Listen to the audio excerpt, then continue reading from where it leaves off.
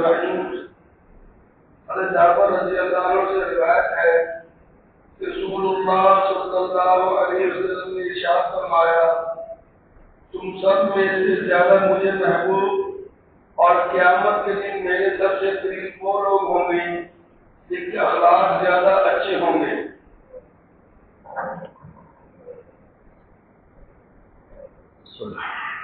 ہم صلی اللہ رسول کریم آباد اس مبارکات نے سنی ہے جابر بن عبداللہ رضی اللہ تعالیٰ عنہ فقہائے صحابہ میں سے، وہ صحابہ میں سے ہیں جو صحابہ میں مفتی تھے، جو فتوے دیتے تھے۔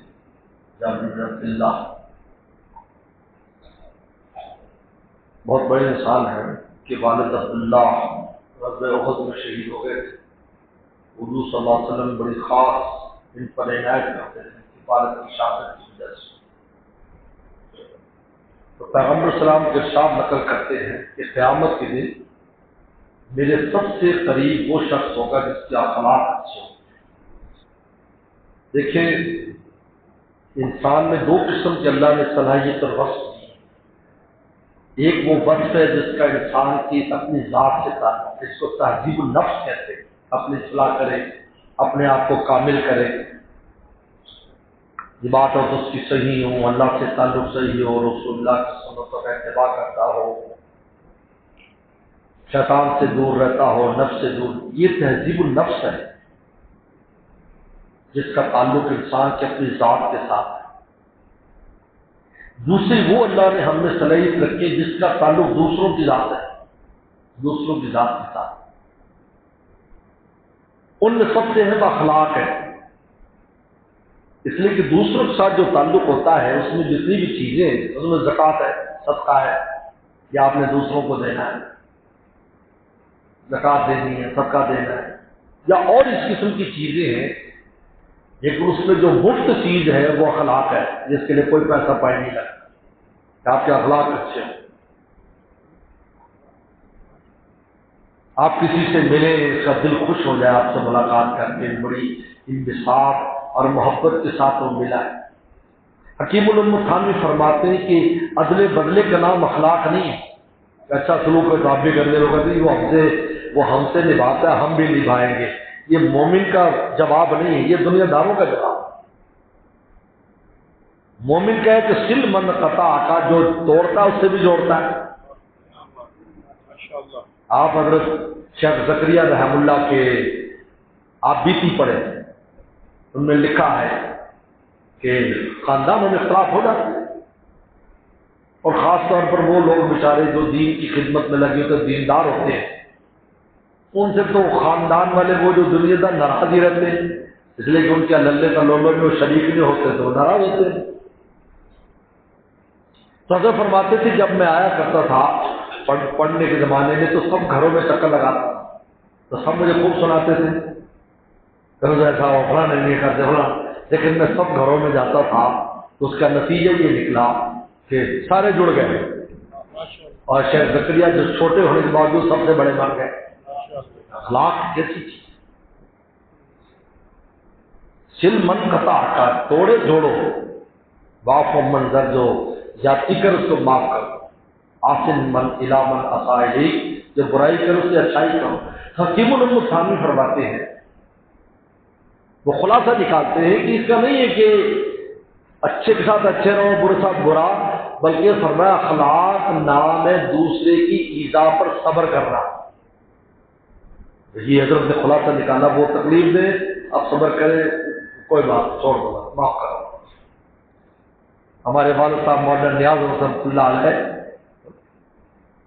بہت سے لوگ جانتے ہیں، جماعت کی بھی کچھ دوست نئے آئے ہوئے ہیں، ہمارے والد رحمۃ اللہ علیہ چین کے رہنے والے ہیں، چائنا سے آئے تھے والد صاحب، شنجانگ سے، اور آپ دیکھو ڈیوٹی ان کی کہاں لگی تھی، دارالعلوم دیوبند سے حضرت مدنی کے شاگرد تھے، یہاں ڈیوٹی لگی باور نگر میں ان کی۔ جماعت کے بانی بھی وہ تھے، پہلے امیر بھی وہ تھے، اور اس مسجد میں والد صاحب نے بہت سال خدمت انجام دی تھی مسجد میں۔ ہاں، یہاں اس مسجد میں حضرت مولانا سید محمد بدر عالم میٹھی رحمۃ اللہ علیہ 2 سال تک یہاں انہوں نے خدمت انجام دی اس مسجد میں۔ وہی والد صاحب کو لے کر آئے تھے اپنے ساتھ دیوبند سے، تو پھر اس کے بعد حضرت والد صاحب رہے، پھر حضرت جو ہے قاری حافظ رفیع الدین صاحب رہے، پھر مولانا قطب الدین صاحب، اس کے بعد سے ہماری ڈیوٹی یہاں پر۔ تو حضرت والد صاحب رحمۃ اللہ علیہ نے اس علاقوں میں جو کام کیا ہے وہ اخلاق کی بنیاد پر کیا ہے، ٹھیک بات ہے، خود فرماتے تھے کہ، اور ہم نے دیکھا ان کو کہ شہر میں کسی برادری کا جھگڑا ہونا تو خود جا کر صلح کرا دیتے تھے، اور کہتے مٹی ڈالو بھائی، جو ہو گیا ختم کرو اس کو، مٹی ڈالو۔ یہاں کے ایک بڑے عالم تھے جن کو مناسبت نہیں تھی، وہ دوسرے اس سے پھرتے تعلق، وہ بیمار ہوئے، حضرت والد صاحب ٹانگا لے کر علماء کی جماعت اور طلبہ کی جماعت ان کی عیادت کے لے گئے، تو لوگ حیران ہو گئے، یہ ہر جمعے میں ان کے خلاف تقریر کرتا ہے اور یہ ان کی عیادت کے لیے آتے ہیں۔ انہوں نے تقریر کرنا چھوڑ دی، انہوں نے کہا بھی آپ میری توبہ، میں کبھی مولانا نیاز کے خلاف کوئی بات نہیں کروں۔ جو فرمایا میرے قریب، اس لیے وسلم کے اخلاق دیکھیں، آپ کے اخلاق کو دیکھو۔ یہودی آتے ہیں، یہودی، آپ میزبانی فرماتے ہیں، اس کی بھی میزبانی کرتے ہیں۔ کافر آتے ہیں، کفار آتے ہیں، ان کی میزبانی فرماتے ہیں۔ اپنے ہوں غیر ہوں، محبت کے ساتھ سب کو ملتے ہیں۔ مکہ والے نے کتنے ظلم کیے، صحابہ کہتے ہمارا پتہ مکہ کی تفصیلات پڑھے، ہمیں یہ تھا کہ بس آج تو بس کام بن جاؤ۔ پوچھتے تھے بلال کون مارتا تھا تجھے، اور فلانے تجھے کون تکلیف دیتا، ہمیں بتانا کس محلے میں رہتا، آج اس کی شکرتری کریں گے۔ تو اعلان ہوتا ہے لا تصیر، بھائی سنو سب کو معاف ہے، آج کسی پر کوئی قدر نہیں۔ الیوم یوم المرحمہ، آج رحمت کے دن ہے، آج بدلے کے دن نہیں ہے۔ تو اخلاق کی بڑی اہمیت حدیث شریف میں آتا ہے، میزان میں نفلی اعمال میں سب زیادہ وزن اخلاق کا ہوگا۔ اچھی طرح ملے، محبت سے ملے۔ یہ جو چبھتی باتیں کرتے ہیں، میں نے منہ پر بات مار دی، یہ اسلام میں پسندیدہ نہیں ہے۔ لوگ اس کو کمال سمجھی، میں منہ پر کہہ کے استغفر اللہ۔ حضور صلی اللہ علیہ وسلم منافقین باتیں تو آپ ان کی بھی سن لیتے تھے۔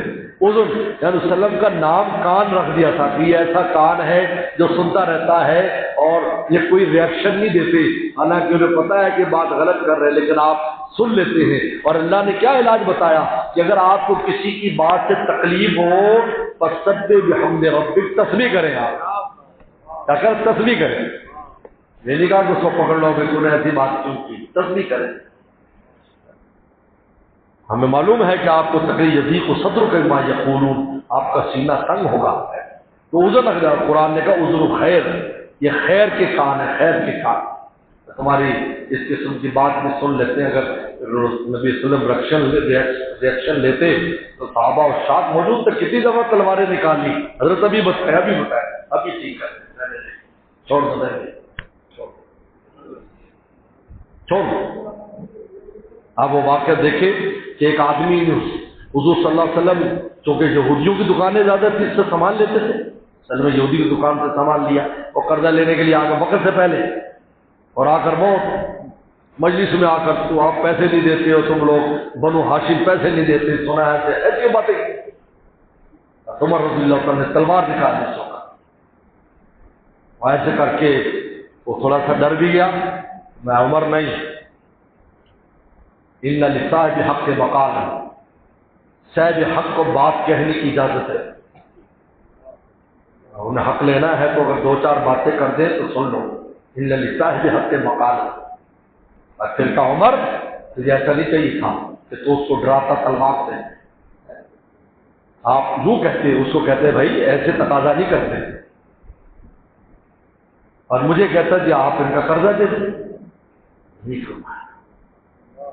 تو آگے آ کر سلم کے قدموں میں بیٹھ گیا کہ آپ مجھے کلمہ پڑھا دیں، اصل میں نے تورات کے اندر اور اس میں جو اخلاق آخری پیغمبر کے پڑھے ہیں کہ وہ حلیم الطبع ہوگا اور کسی بات سے وہ غصے ہو کر انتقام پر نہیں اترے گا، اس میں انتقام نہیں ہوگا۔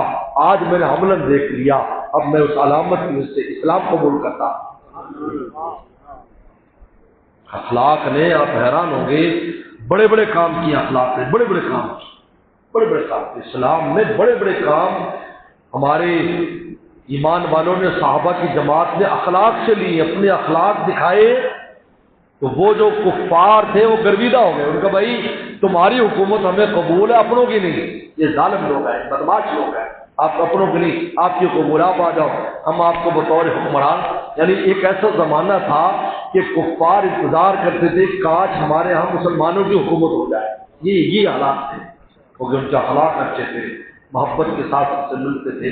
تو آپ نے فرمایا پیغمبر اسلام نے قیامت کے دن سب سے میرے قریب وہ ہوگا جس کے اخلاقوں کے اخلاق کا تعلق مخلوق کے ساتھ ہے، دوسروں کے ساتھ ہے، اور ہر وہ عبادت جس کا تعلق دوسرے کے ساتھ ہے اس کی قیمت زیادہ ہے، کیونکہ یہ تو اپنے لیے ہے جو وہ ہے، لیکن جو دوسرے کو نفع پہنچاتا ہے یا نقصان پہنچاتا ہے جو حقوق العباد میں سے ہے اس کا معاملہ بڑا سخت ہے. اگر وہ فائدہ پہنچاتا ہے خیر الناس من ينفع الناس، تم میں بہترین انسان وہ ہے جو لوگوں کو نفع پہنچائے. اللہ عمل کی توفیق عطا فرمائے.